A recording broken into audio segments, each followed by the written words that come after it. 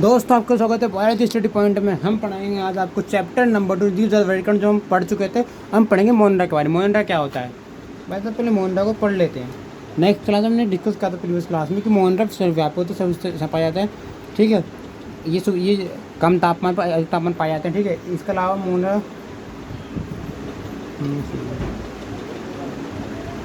अब जो मोनरा किस आकार के हो सकते हैं वो देख लेते हैं। पहले मोनरा जीव का आकार नहीं है।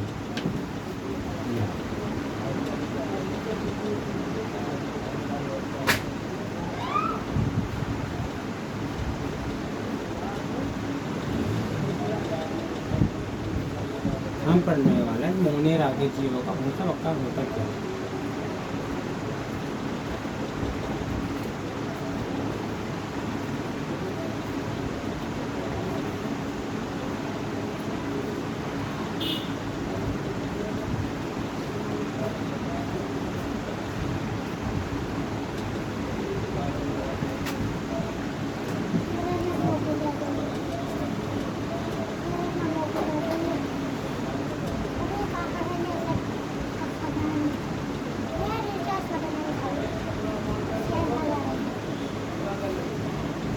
मोनेरा के जीवों का आकार कैसा था पहले इस बार इनकी चप्पल है भैया की, और किस इसमें कितनी चुभरी देखो, ये देखो यहाँ से चोट निकल रही है और पहनने में चुभरी है।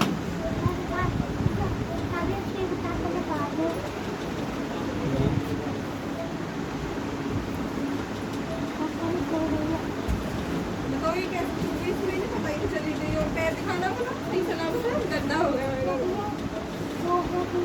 कोई तो मेरे पैर में चुभरी दो बार, मैं कह रही हूँ। मोनेरा के जीव गोलाकार होते हैं। गोलाकार कैसे? गोलाकार गोलाकार नहीं कैसे? देखो गोलाकार होते हैं मोनेरा के जीव। मोनेरा के जीव गोलाकार होते हैं। दूसरा, ये छड़ के आकार के होते हैं। छड़ लंबे लंबे होते हैं। दूसरा पेसरस होते हैं। स्पाइन में होते हैं। स्पाइन यानी कि स्पाइन आकृति से, स्पाइन मतलब ढेर पर आकृति स्पाइरल होते हैं। ठीक है, स्पाइरल आकृति होते हैं तो हम बोलते हैं स्पाइरल आकृति वाले होते हैं ये स्पाइरिला।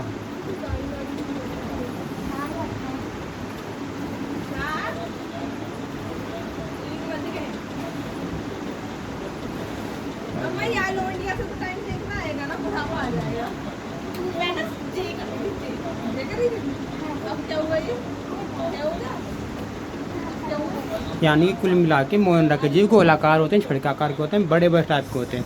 यानी आप ये बोल सकते हैं विविधता वाले होते हैं। इनमें एक कोशिश से लेकर बहुत कोशिश डेवलप कर जाते हैं क्योंकि इनके आगे इस तरह की क्या मुंह नहीं आ रहा आपका, देखो इतने शर्ट पास आ रही थी, मैंने अभी देखा। मुंह नहीं आ रहा, ये बहुत ज्यादा पास मुंह नहीं लाना आपको।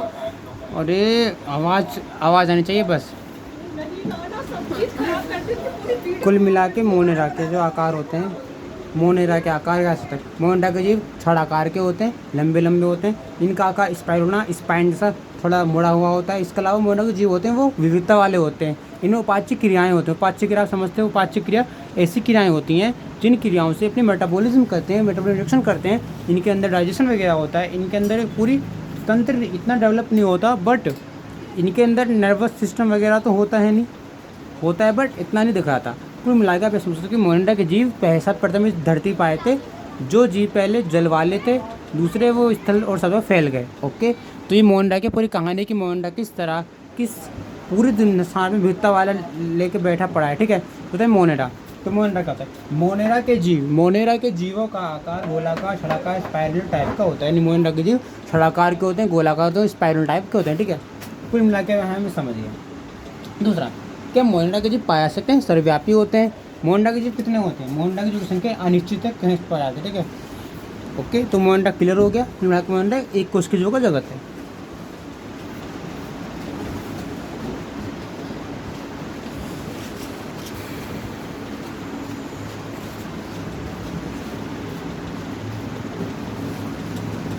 मोनेरा कहा जाते हैं पहले। अब हमारे आदि बैक्टीरिया आदि जो पहले आए थे, आदि पृथ्वी के समय, जब आदि पृथ्वी थी दुनिया पे, जब ज्वालामुखी थोड़ा चले थे तो वो आदि बैक्टीरिया आए थे। ठीक है, आदि बैक्टीरिया की बात करते हैं, लिखते हैं हेडिंग।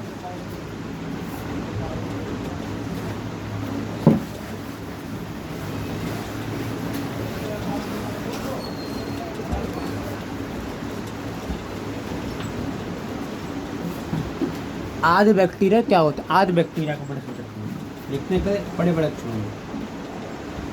मैं बताऊँ मुझे हाँ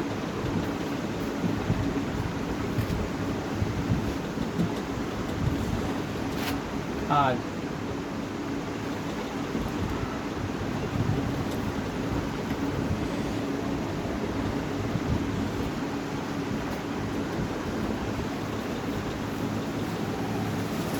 आध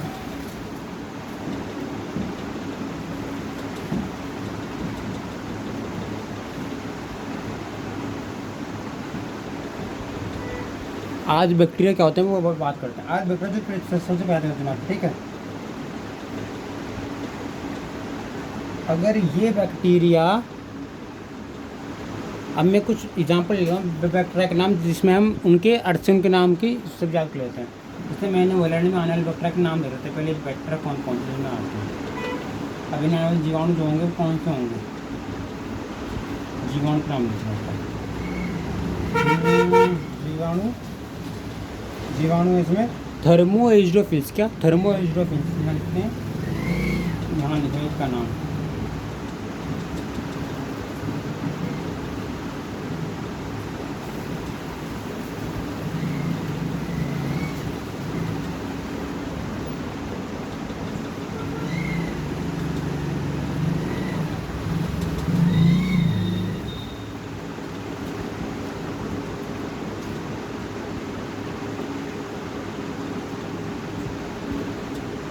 थर्मो एजिडोफिल्स, थर्मो यानी टेम्परेचर, थर्मो यानी टेम्परेचर, एसिड यानी एसिड। एसिड क्या होता है? इसका पीएच वैल्यू क्या होती है? एसिड की पीएच वैल्यू कैसी होती है?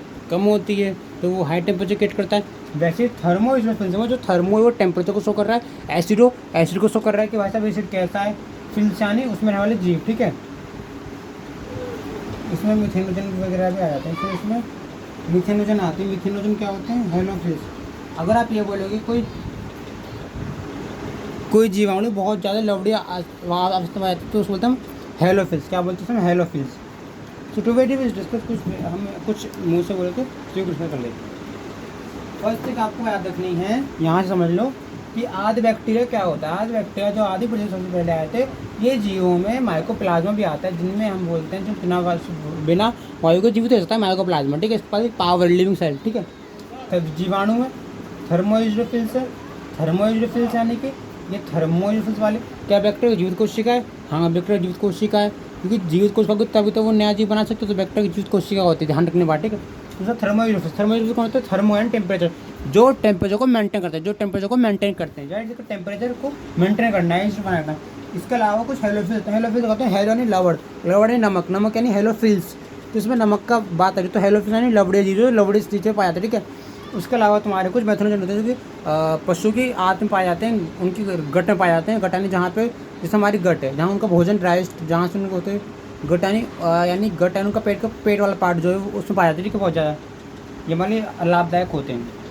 ये बैक्टीरिया होगा जो कि कैसे हैं? आर्की बैक्टीरिया हैं, आध बैक्टीरिया हैं। अब आते हैं यू बैक्टीरिया, क्योंकि मैंने बोला था 3 जात वर्गीकरण में 3 प्रकार के जीव थे, Monera, Archie bacteria, you bacteria. तो वही 3 जात वर्गीकरण सबसे पहले जो ऑर्गेनिज्म आए थे 3 जात वर्गीकरण से आए थे, 2 जात वर्गीकरण बाद में आए थे, 3 जात वर्गीकरण आए थे, इसमें मोनेरा, आर्की बैक्टीरिया और यू बैक्टीरिया आते हैं। आर्की बैक्टीरिया खत्म हो गया, जो मेथनोजन हो सकते हैं, चाहे ना आप लवड़ में डाल दो, कहीं भी डाल दो, कहीं भी सर्व कर सकते हैं अंडर टेम्परेचर 100 डिग्री सेंटीग्रेड या कम पे भी, ठीक है। यू बैक्टीरिया कौन होते हैं? यू बैक्टीरिया जो होते हैं ये वास्तविक होती है, क्योंकि इनके पास क्या कठोर कोशिका भित्ति होती है। अब इनके पास कोशिका भित्ति है नहीं, आप ये बोल थोड़ी लो कि माइक्रोप्लाज्मा के पास कोशिका भित्ति है, नहीं, कोशिका भित्ति नहीं है। जिनके पास खुद कोशिका भित्ति है, सेल्फ पावर है कि भाई हमारे पास खुद की कोशिका भित्ति है, तो वो कैसे हैं? उनके पास खुद की सेल है, खुद की कोशिका भित्ति है। तो उसी तरह यू बैक्टीरिया के पास खुद की कोशिका भित्ति होती है। इसमें कुछ जीवाणु प्रकाश संश्लेषी होते हैं, साइनोबैक्टीरिया, इसे भी डिस्कस कर लेते हैं।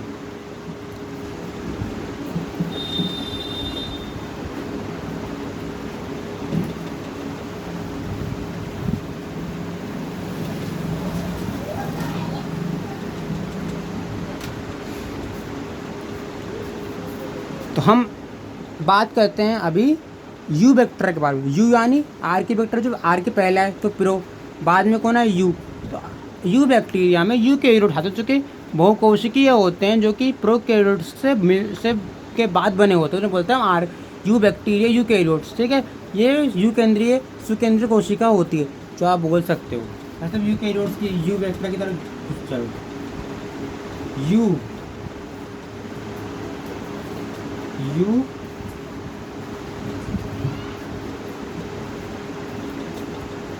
यू बैक्टीरिया मतलब कौन होते हैं, मतलब ये यू बैक्टीरिया की क्वेश्चन है बीमारी। यू बैक्टीरिया यू केंद्रीय सुकेंद्रीय कोशिका का पार्ट है, समझ सकते हो इस चीज़ को। यू बैक्टीरिया के अंतर्गत अगर आप लोगे तो इसमें बहुत सारे बैक्टीरिया शामिल हैं, जिनमें हमारे कुछ प्रमुख बैक्टीरिया हैं। प्रकाश संश्लेषी, प्रकाश संश्लेषी। अबे प्रकाश संश्लेषी वाले कौन से हैं भाई? प्रकाश संश्लेषी वो होते हैं जो कि अपना भोजन प्रकाश से बनाते हैं, स्वापोषी होते हैं और जीवों से बनाते हैं। जैसे कुछ जीव रहते हैं उससे बनाते हैं। जैसे इसमें हम बात करते हैं तो हमारा साइनोबैक्टीरिया, इसमें क्या डाल दूँ? साइनोबैक्टीरिया, साइनोबैक्टीरिया,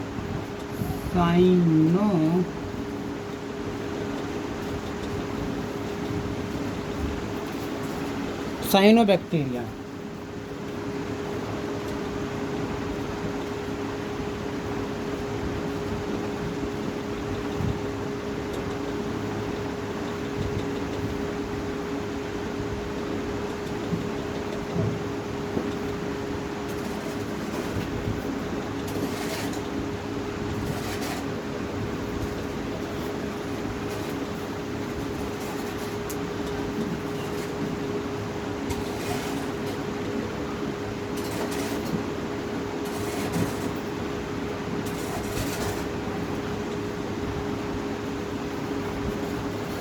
साइनोबैक्टीरिया क्लियर हो गया। इसके बाद और कुछ बैक्टीरिया के नाम लिखते हैं और उसको करेंगे खत्म।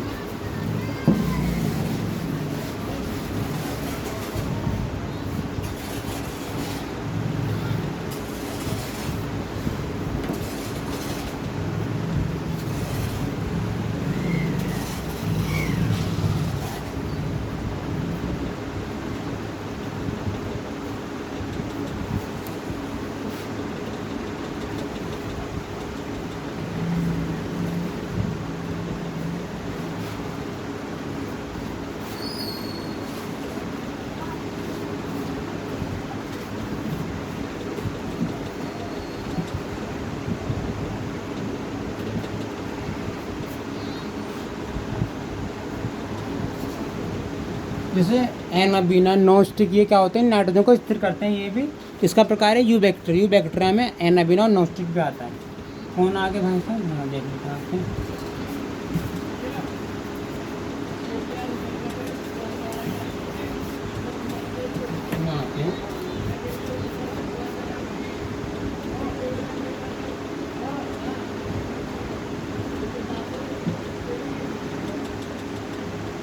एनाबीना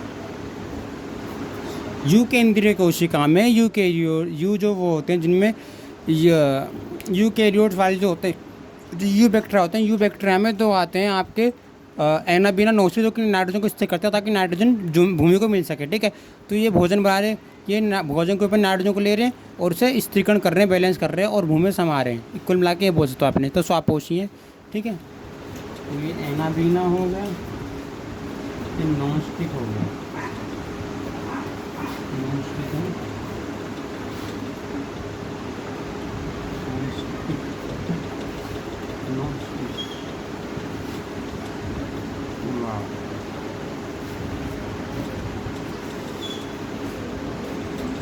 एनाबीना और नॉस्टिक नाइट्रोजन स्थिरीकरण जीवाणु हैं।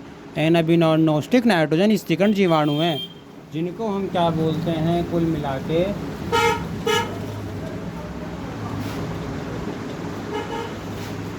नाइट्रोजन। ये नाइट्रोजन को स्थिरीकरण करते हैं, नाइट्रोजन को अंश करते हैं।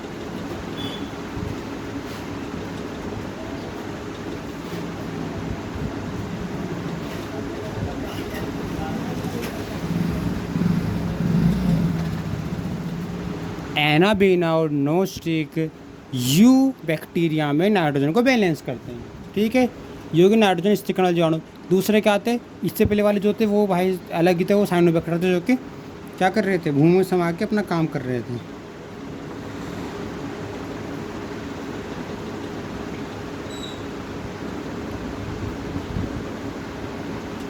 ये तो भी स्वापोषी बैक्टीरिया, कुछ होते हैं परपोषी बैक्टीरिया, ठीक है। कुछ क्या होते हैं, परपोषी बैक्टीरिया, परपोषी के ऊपर चलते हैं।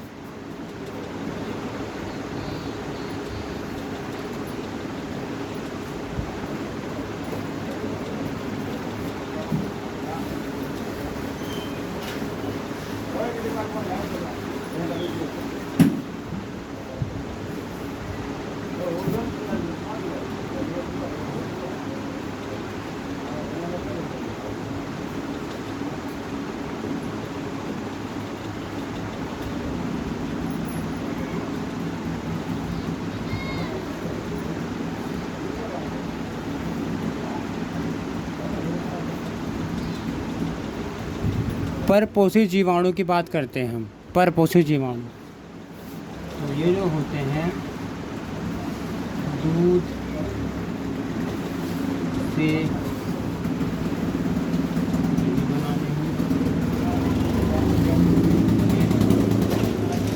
दही से छाछ बनाने काम करते हैं, ठीक है। इन्हें बोलते हैं हम परपोषी जीवाणु। दूध से दही छाछ बनाते हैं, ठीक है। दूध से दही बनाने जीवाणु का नाम लैक्टोबैसिलस लैक्टिस है, और छाछ बनाने का वाले जो जीवाणु का नाम उस दही से, दूध से, लैक्टोबैसिलस वुल्गेरिकस है, ठीक है।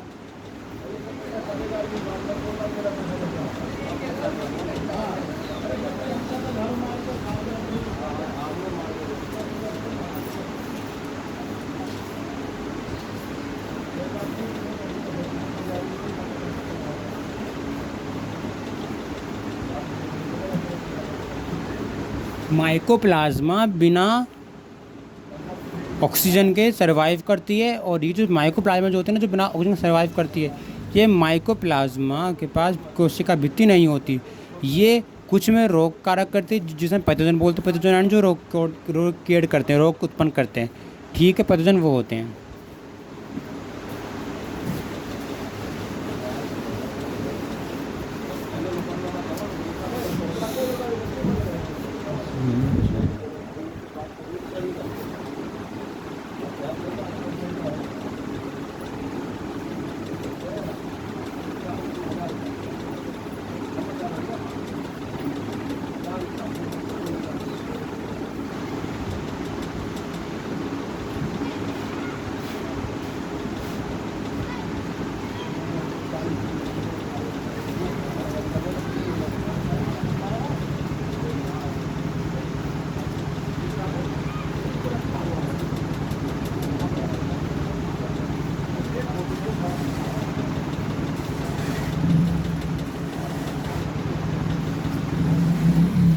माइकोप्लाज्मा को ऑक्सीजन नहीं चाहिए होती, और इसमें कोशिका भित्ति भी नहीं होती है।